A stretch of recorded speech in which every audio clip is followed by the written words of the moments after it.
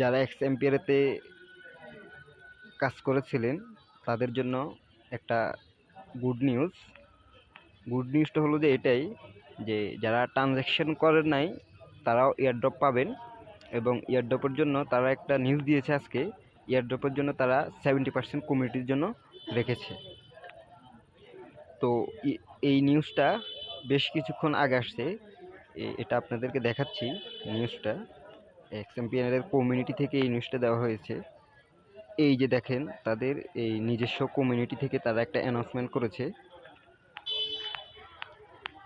এই যে the total airdrop allocation for the community will be 70%, the start is coming Son, get ready. তার মানে তারা খুব শীঘ্রই আমাদেরকে টোকেনটা দিয়ে দিবে। তো যারা মিস করেছেন তারা তো আসলেই এই দুর্ভাগ্যবান, আর যারা কাজ করেছেন তারা আসলেই হয়তো এটা থেকে ভালো কিছু পেতে যাচ্ছেন। কারণ এখানে ট্রানজ্যাকশনটা ম্যান্ডেটরি না, তবে যারা ট্রানজ্যাকশন করেছিলেন এই তারা কিন্তু আলাদাভাবে রিওয়ার্ড পাবে, আর যারা ট্রানজ্যাকশন করেন নাই তারা ওটা থেকে রিওয়ার্ড পাবেন না, কিন্তু এমনিতে রিওয়ার্ড পাবেন।